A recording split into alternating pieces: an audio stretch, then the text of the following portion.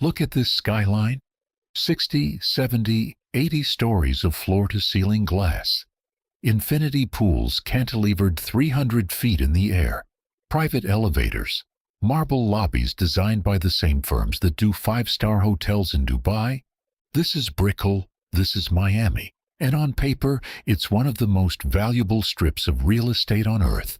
Now watch what happens at night. 9 p.m. Prime time. The hour when a normal residential building should look like a circuit board.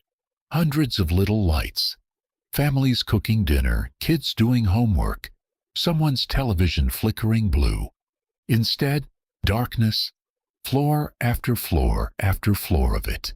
In building after building across Brickell, Sunny Isles, and Edgewater, over half the units are dark, not because the power's out, because nobody lives there.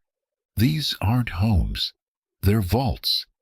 Here's the premise of this entire video.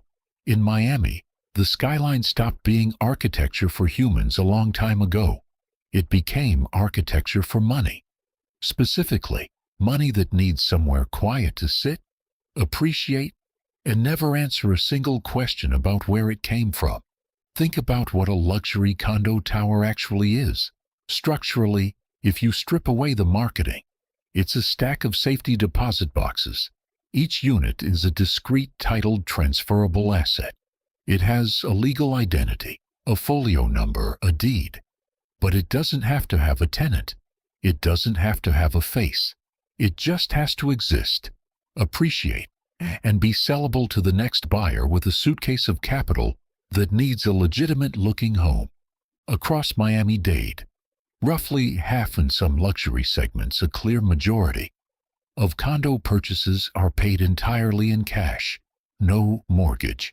No bank underwriter asking where the down payment came from. No paper trail beyond a wire transfer, and a closing agent who, for decades, wasn't required to ask very many questions. Compare that to a normal U.S. housing market, where cash sales hover closer to 20–25%. Miami runs at roughly double the national rate, concentrated almost entirely in the luxury high-rise segment. So here's the question this video is going to answer, floor by floor, over the next 30 minutes. What does a city look like when a huge share of its architecture exists to launder and store money instead of house people? Because Miami isn't a coincidence. It's not just rich people like the beach.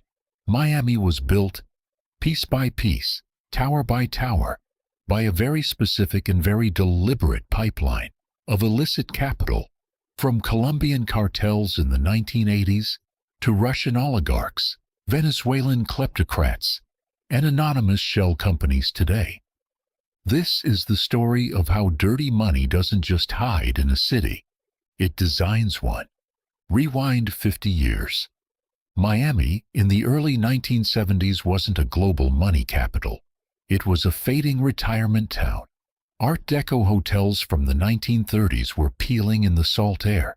Elderly snowbirds shuffled along Ocean Drive. Tourism was declining. The city's tax base was shrinking.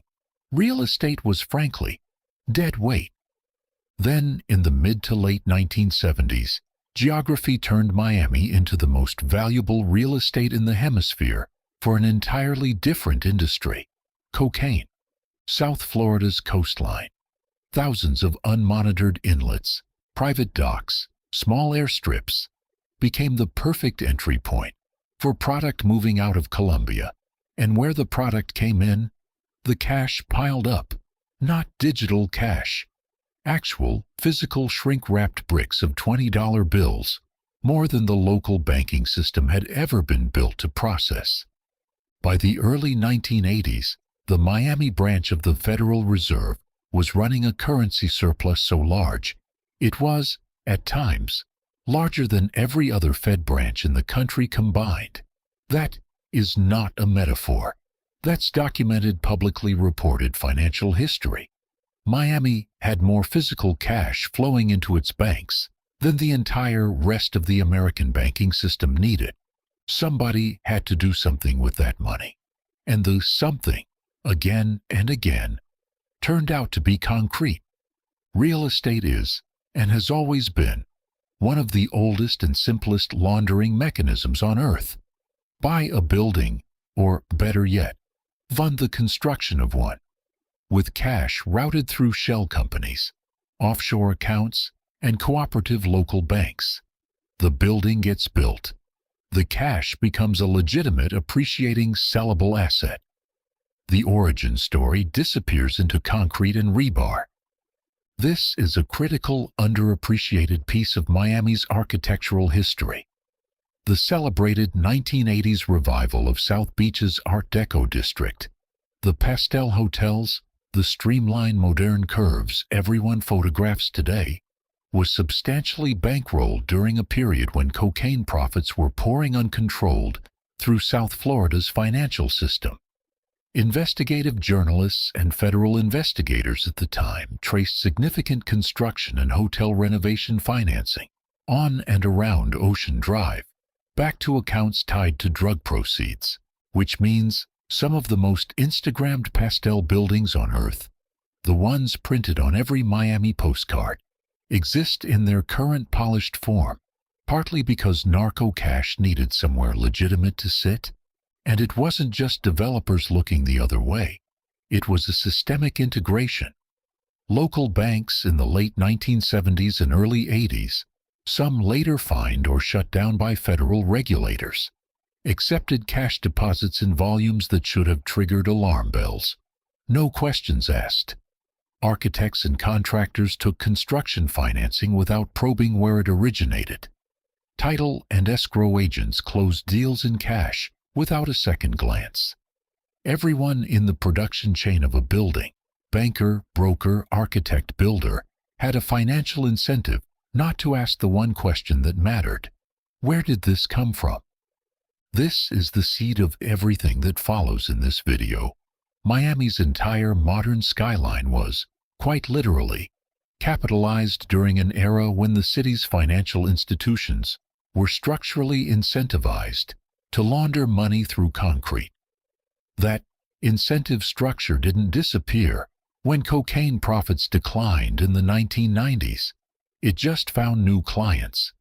Because if the 1980s taught South Florida's financial and construction industries anything, it's that nobody asks where the money came from if the building looks nice enough. Let's talk about design, because if 1980s Miami laundered money through concrete, modern Miami launders it through architecture itself. The buildings are now engineered for anonymity, not as an accident of luxury design trends, as a deliberate marketable feature. Take the private elevator. In most residential towers, an elevator opens onto a shared corridor. You walk past your neighbor's door to get to your own. In ultra-luxury Miami towers, the elevator opens directly into the unit. No corridor, no hallway. No neighbor ever sees your face, your visitors, or how often, or rarely, you're actually there. Stack that with podium parking buried beneath the tower, accessible only by key fob, so a resident's car and license plate never has to be seen from the street. Add a gated camera-monitored porte cochere at street level, so arrivals and departures happen inside a controlled bubble, invisible to sidewalk pedestrians. Add floor-to-ceiling tinted curtain wall glass, marketed as unobstructed bay views, which doubles as a one-way mirror against anyone trying to see in. Every single design choice that makes these units feel exclusive is also, functionally, a countersurveillance feature. But the real architecture of secrecy isn't concrete or glass at all. It's paperwork. Here's how it works. In Florida and most U.S. states, you can form a limited liability company in about 10 minutes for a few $100s without disclosing who actually owns it. That LLC can then legally purchase real estate. The public deed records the LLC's name, something generic like Bayfront Holdings 2412 LLC, not the human being who controls it. Nest a few of those LLCs inside each other, one in Delaware, one in the British Virgin Islands, one in Panama. and you've built a paper structure so opaque that even law enforcement in many cases needs a court order and months of forensic accounting just to find out who actually owns a $20 million penthouse. It got bad enough that in 2016, the U.S. Treasury's Financial Crimes Enforcement Network, FinCEN, launched a special program called Geographic Targeting Orders specifically for Miami-Dade, requiring title insurance companies to identify the real human beings behind any all-cash luxury purchase over a set dollar threshold. That program has been renewed continuously ever since, precisely because Miami kept ranking among the highest risk markets in the country for anonymous real estate purchases. Think about that. The federal government had to build a permanent standing surveillance program aimed at one city's condo market. That's not normal. That's a five-alarm fire dressed up as a real estate boom. Let's look at a documented case. The 1MDB scandal, one of the largest sovereign wealth fund frauds in modern history, involved billions of dollars allegedly siphoned from a Malaysian state development fund. U.S. Department of Justice civil forfeiture filings, part of the largest single kleptocracy asset seizure action in American history, traced portions of those funds into high-end U.S. real estate acquisitions, financed through opaque shell company structures of the exact kind just described. The DOJ's own filings are public record and describe precisely this LLC layering mechanism being used to move stolen sovereign wealth into American luxury property markets, with South Florida repeatedly named among the U.S. real estate hotspots implicated in kleptocracy-linked forfeiture actions nationally. Separately, watchdog groups like Global Witness and investigative outlets including the Miami Herald and the ICIJ's Panama Papers investigation have documented over multiple years a recurring pattern: politically exposed persons and their family members from Venezuela and elsewhere in Latin America using anonymous shell entities to acquire Miami area luxury condos, assets later flagged in corruption and forfeiture investigations. None of this requires a conspiracy. It requires exactly three things Miami has offered consistently for 40 years: anonymous corporate ownership, cash-friendly closings, and architecture specifically engineered so nobody ever has to see who's actually buying. The building doesn't just hide the money. The building is the hiding place. Now, here's where all of this stops being an abstract financial crime story and starts being an architectural and human one. When a meaningful share of a city's real estate demand comes from capital that doesn't care about yield, that doesn't need rental income, doesn't need the unit occupied, just needs a stable place to park value, it distorts the entire price structure of a market. Luxury towers set a price ceiling. That ceiling drags up land values in adjacent neighborhoods.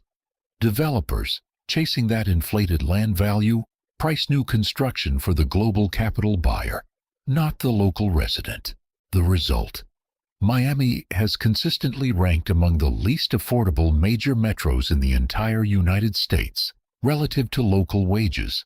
Worse, on that specific metric than New York or San Francisco. Teachers, nurses, service workers, the people who actually keep the city running, increasingly cannot afford to live anywhere near it. And this creates a very literal, very physical spatial divide. On one side, the elevated engineered coastal fortress, towers built on reinforced pilings, raised above flood elevation, wrapped in impact-rated curtain glass, insulated from both storm surge and street-level scrutiny. On the other, low-lying, historically disinvested inland neighborhoods, Little Haiti, Liberty City, Overtown, sitting on some of the highest natural ground elevation in the entire county. That last detail matters more than almost anything else in this video. Miami sits on porous ancient limestone. Much of its glamorous coastline, Brickell, South Beach, Sunny Isles, is barely above sea level, but a narrow ridge running through historically black and working-class neighborhoods like Little Haiti sits several feet higher. In a city facing accelerating sea level rise, those few extra feet of elevation are turning into one of the most valuable and least discussed real estate assets in South Florida. Researchers now have a specific term for what's happening as a result: climate gentrification. Investors, the same class of capital that built the coastal towers, have begun buying up land in these historically overlooked higher elevation inland neighborhoods, not despite their working class character, but because of their long-term flood resilience. The architectural footprint of these neighborhoods is now visibly shifting. Modest single-family homes and small multifamily buildings, giving way to new mid-rise developments marketed with the same glassy minimalist wellness aesthetic as the coastal towers, at price points the existing residents cannot remotely afford. So think about the full loop here. Dirty and speculative capital floods the coastline, building anonymous glass vaults on the most flood-vulnerable land in the county. That capital inflates land values citywide, displaced by rising costs, and now competing for safety against climate risk. That same capital pivots inland, toward the historically black neighborhoods sitting on the high ground, and starts the displacement cycle all over again. Dirty money doesn't just buy buildings in Miami. It's slowly redrawing the entire map of who gets to live where, sorted not by community, not by history, but by elevation and capital. Of course, none of this gets marketed as a discrete vault for capital of unclear origin. It gets marketed as wellness. Bring in a globally recognized starchitect, the kind of name that alone adds a marketable premium to every unit. Slap a green building certification on the facade. Talk about biophilic design, air purification systems, spa floors, cold plunge pools. Position the entire tower as a lifestyle, not an investment vehicle. It's brand laundering, the same instinct that laundered cash through concrete in the 1980s, now launders reputation through sustainability branding. Here's the irony worth sitting with. A genuinely sustainable building in a subtropical hurricane-prone, flood-vulnerable coastal environment would probably be lower, denser, shaded, cross-ventilated, built from lower carbon materials. Instead, Miami's eco-luxury towers are almost all the same thing. Floor-to-ceiling glass curtain walls, which are among the least thermally efficient building envelopes that exist, requiring enormous constant air conditioning loads to stay livable in South Florida's climate. The green label is applied to buildings whose fundamental structural logic runs directly against genuine environmental performance. And underneath all of it, literally, is a much bigger engineering problem the marketing never mentions. Miami is built on porous oolitic limestone. It's essentially geological Swiss cheese, full of tiny channels and pores that let water move laterally through the rock, not just downward. That's a huge part of why Miami's flooding problem is so uniquely difficult to solve with traditional methods like seawalls. Water doesn't just come over a wall here, it comes up through the ground itself. You can build the tallest, most reinforced seawall in the world along the Brickell waterfront, and salt water will still find its way inland, underground, through the limestone itself. Combine that with an increasingly severe hurricane season, and you get a genuinely dangerous engineering equation.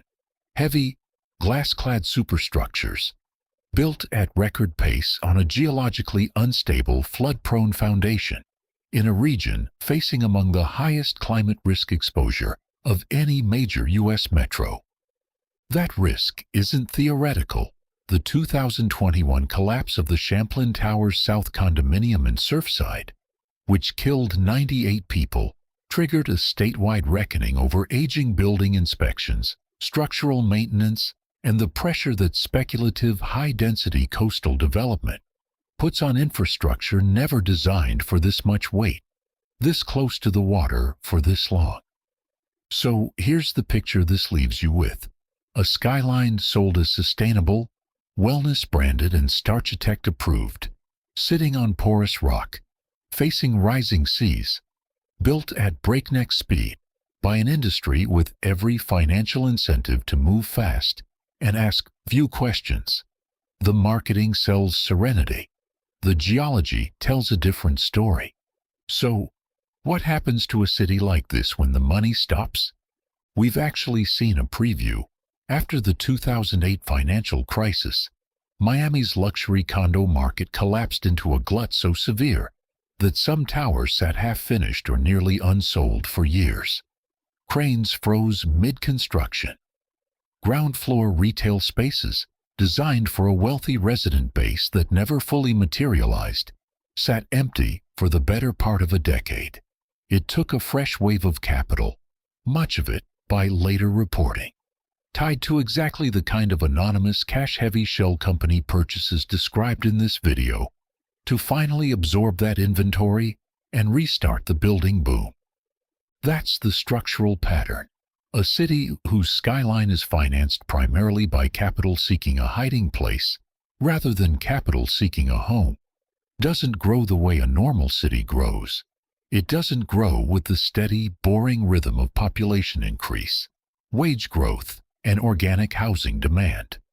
It grows in speculative boom-bust pulses, and entirely dependent on whether illicit and semi-illicit global capital currently finds Miami real estate an attractive place to sit. And when that capital's incentives shift, when another jurisdiction offers better secrecy laws, when enforcement finally catches up, when a hurricane season gets bad enough to spook institutional insurers out of the market entirely, Miami doesn't just lose some sales. It's left holding a skyline of vertical vaults that were never actually designed to hold people in the first place. Which brings us to the real question underneath all 30 minutes of this video. Not, how does money laundering work? You understand that now. The real question is, what happens to a city's architecture when its primary client stops being the human being who has to live in it? Buildings, historically, have always answered to the people inside them. Ceiling heights, window placement, ventilation, community space. All of it emerged from centuries of designing for how humans actually live, gather, and grow old in a place. Miami's skyline answers to a different client now. Not a family, not a community, a balance sheet. And a balance sheet doesn't need light. It doesn't need neighbors. It doesn't need a kitchen that's ever actually been cooked in. It just needs the numbers to keep going up, and the name behind them to stay in the dark. So, next time you see that brickle skyline glittering across the bay, ask yourself the same question we started this video with. How many of those lights are actually homes?